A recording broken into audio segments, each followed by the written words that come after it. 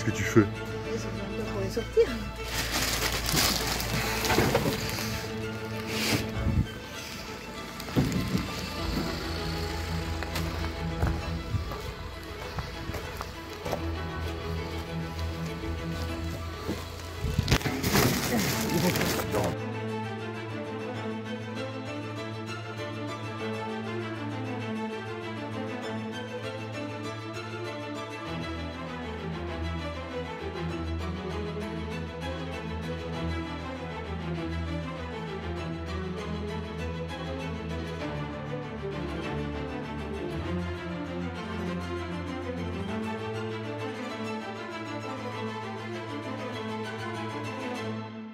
Bonjour, nous sommes la famille Binavibe. Moi c'est Jill et moi c'est Olivia. Nous avons vendu notre maison pour voyager autour du monde avec notre camping-car et nos sacs à dos et vivre de nouvelles aventures. Amoureux des voyages, nous avons décidé de changer de vie et nous sommes partis avec nos 4 enfants pour vivre une vie d'aventure, de rencontres et surtout de liberté.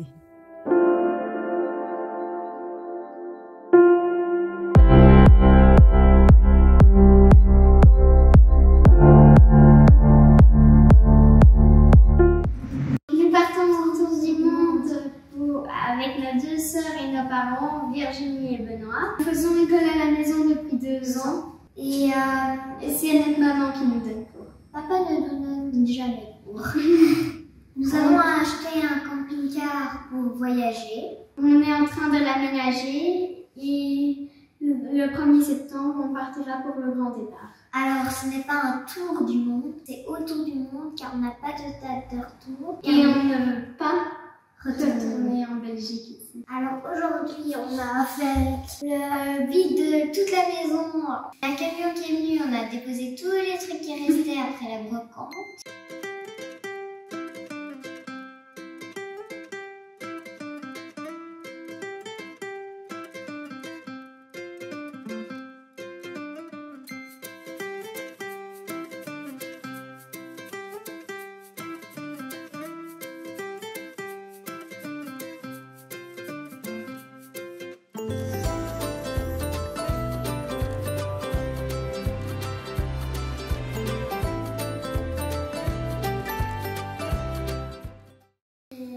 La maison est vide et elle est vendue aussi, donc notre seule maison qui va nous rester, c'est notre camping-car.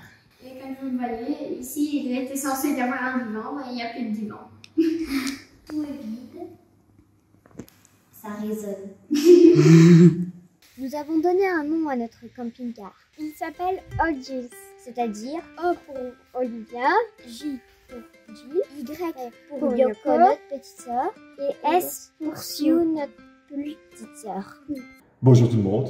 Dernière ligne droite, Ouais, ça y est. C'est le dernier instant de notre maison. On quitte la maison pour toujours. Ouais, ça fait en fait 3 mois et demi maintenant qu'on est préparé à ce moment-ci. Au début, on était paisible, hein, mais là maintenant, c'était un gros moment stressant. Ne rien oublier et partir. Tout abandonné. Ouais. Les pièces sont vides. C'est bon, objectif rempli. Maintenant, pour résumer un petit peu ce qu'on va faire, donc on a le camping-car, on va partir pendant 2 mois vers Pompéi. C'est un peu le rêve familial, c'est aller voir Pompéi, le Vésuve, avant que, comme dirait Virginie, il éclate. On ne peut pas dire ça, parce que c'est négatif pour ceux qui habitent la région là-bas. Ben non, il y a des Des prévisions. Il y a des prévisions qui disent que le Vésuve pourrait un jour exploser. Et j'avoue, le Vésuve et Pompéi, ça a toujours été un peu un tout doux, un bucket list. Et voilà, c'est le premier, c'est le plus chouette. Après, on va revenir. En novembre, on revient vers la Belgique. Et là, on prendra un avion vers ce qui est ouvert en fonction des vagues Covid et autres. En fait, non, on ne sait pas encore ce qu'on fera en novembre. Si, on prend un avion et on s'en va. Ah, c'est un chouette truc. On a droit à l'Asie du Sud-Est avec la Thaïlande, ou on a droit à l'Amérique du Sud. Ouais, mais si on se prévient en camping-car, on continue en camping-car. Ouais. Non, moi je dirais juste, voilà, on part maintenant à Pompéi, ça c'est l'objectif des 2 premiers mois, et puis la suite, ben, faut la découvrir en même temps que nous. Attends, non, là, elle vous ennuie, elle vous fait en mode On n'avait rien connu. Non, on va pas faire l'inconnu. Non, un peu quand même. Non, on fait Pompéi et puis on verra. Mais moi, j'ai envie d'aller vers l'Asie, vers l'Amérique du Sud. Donc, Il faudra faire un choix. Hein. Ouais, mais je suis le seul garçon dans cette famille. Je pense que nous sommes la famille nomade les moins préparés, en tout cas ceux qui organisent le moins leur périple. Le problème, c'est de l'organisation, c'est parfois d'être déçu. Donc, Oui, et puis aussi, la grosse différence avec beaucoup de familles, c'est que nous, on ne part pas pour un an, on part pour toute la vie. Donc, si on doit mettre 3-4 ans pour arriver à un point, c'est pas trop grave. Voilà. Techniquement parlant, elle a surchargé le camping-car de tellement de conneries, de tellement de bêtises, qu'il va falloir faire du largage de matos à gauche et à droite. On va les donner ça dans les ressourceries et autres.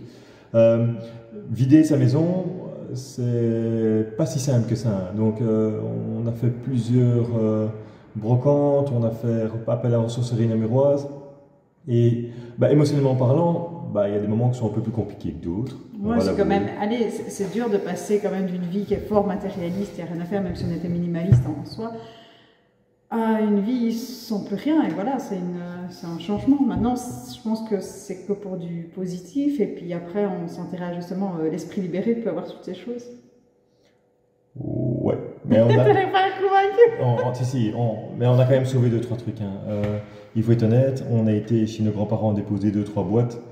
Dans ces boîtes, on retrouve quoi? On retrouve des photos de famille, des photos de nous jeunes, des photos de nous bébés, des photos de carrière, toutes des choses qui n'étaient pas encore présentes quand les smartphones, iPhone et autres étaient présents. On a sauvé un peu de matos aussi, tout ce qui est outillage et autres. Ça vaut de l'argent et à la revente, c'est pas si extraordinaire que ça, donc ça on a gardé.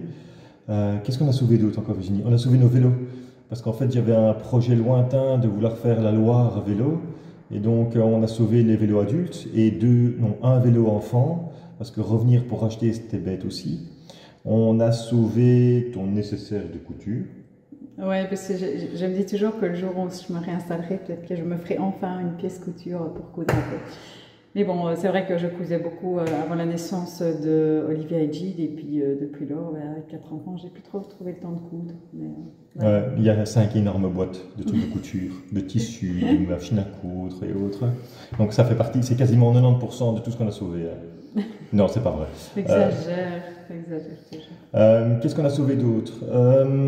On a sauvé pas des affaires d'hiver, parce qu'a priori, comme on l'a dit dans la première vidéo, on n'est pas là pour sauver nos affaires d'hiver parce que je veux plus de froid, je veux plus de pluie, tout ça pour moi. Et puis aussi, on s'est dit ça ne servait à rien de garder des affaires d'hiver pour les enfants qui vont grandir de toute façon et que ça tombe, on ira là où il fait froid que dans quelques années. Et à ce moment-là, peut-être acheter en seconde main là où on voyage, parce qu'on l'avait déjà fait quand on avait été au Japon. La dernière fois, on était parti d'Asie. Pour aller au Japon, il faisait 0 degré, on avait été dans un magasin de seconde main et on avait été habillés comme il fallait. Et finalement, pourquoi s'encombrer? Non, au Japon, ils n'ont pas la taille. Donc, je vais vous montrer un truc. On est dans un moment très important, c'est extraordinaire. Je suis en mode squat. En fait, il n'y a pas ma taille au Japon, ça n'existe pas pour la simple et unique raison que regardez, c'est quoi le problème? Je fais 2 mètres. Donc au Japon, il n'y a pas 2 mètres, ça n'existe pas, ou très peu, et surtout pas en ressourcerie. Donc on m'a trouvé un pull XL avec les manches. Ouais. Oui, mais ça a fait le job.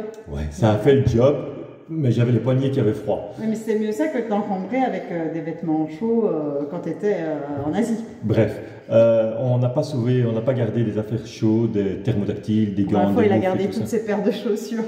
Il a tellement peur de ne pas en trouver. Ouais. J'ai réexpliqué une deuxième fois. Celui qui me trouve en Asie du Sud-Est une pointure 47. Et justement, comme personne n'en porte, elles sont toujours disponibles dans les magasins. Non, il n'y a pas de pointure 47 en Asie. En fait, je les ai sauvées parce que je voudrais bien que ma soeur me les envoie à l'autre bout du monde. Parce que les 47, il n'y a pas.